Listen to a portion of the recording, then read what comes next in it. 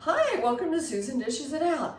It's the holidays, and I want to wish you a happy holiday, no matter how you celebrate or if you celebrate, but you can at least celebrate the foods of the season, right? And I figure, we're in for another dessert, right? And today I'm making a beautiful red pear crisp, D'Anjou pears. Aren't these just gorgeous pears?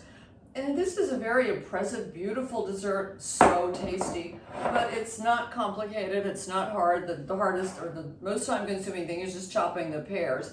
One of the pears was a little ripe, so I had an apple. I used half an apple to fill it out. Don't be afraid of making substitutions like that. So what I already did was I cut some of the butter. I had 6 tablespoons of butter, I know, but skimp somewhere else.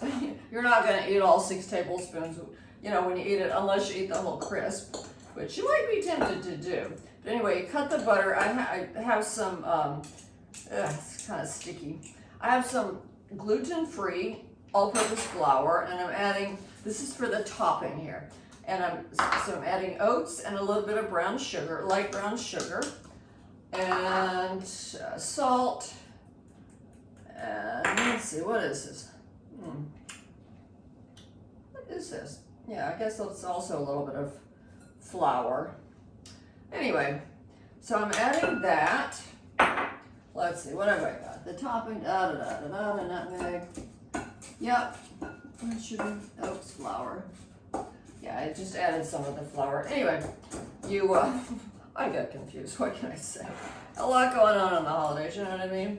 So anyway, I'm just sort of chopping this up, and I think I'm actually gonna use a knife and fork to kind of meld it here.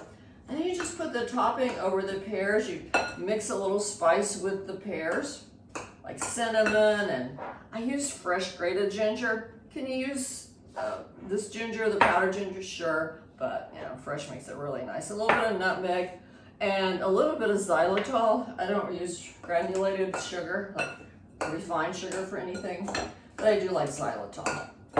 And this butter is not that well mixed in, but it'll melt. Believe me, on a 400-degree oven, it'll melt. So with butter, even with bread, I use this nice artisan bread. I like that, and sometimes a gluten-free bagel. And half the time I use olive oil on it, or part olive oil, part butter. So a little bit of butter if you eat healthy. Most of the time, it's not going to hurt.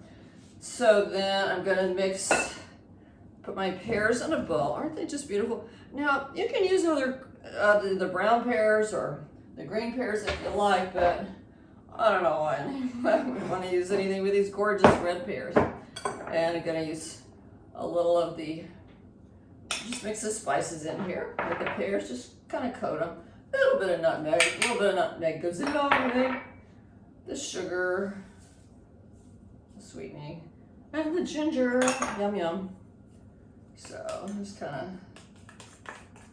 spread it out a little here.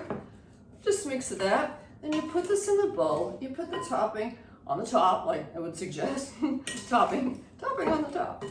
And you bake it for a little while. You can, most recipes say to put vanilla ice cream on the top. You can certainly do that. It's delicious. I use a coconut ice cream, but you can use whatever you like, or you don't have to. It's just good by itself. It doesn't really need anything. And see, the spices just kind of coat the pears like that. So now, if the topping starts to get too brown when you're cooking, you could always cover it. I'm going to start with not covering it. So we'll see. So just like that. Beautiful. Can't wait for it to be done.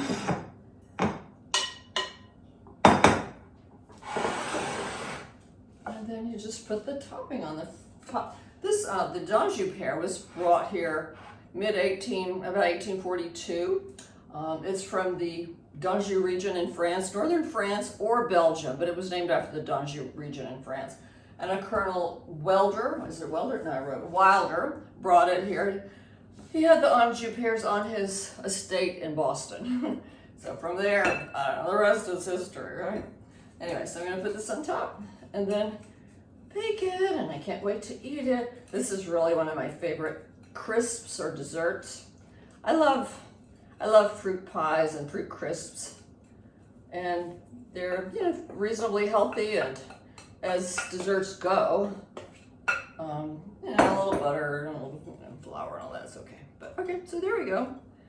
And what I might do is just sprinkle a tad of cinnamon on the top, just a little, and then bake it.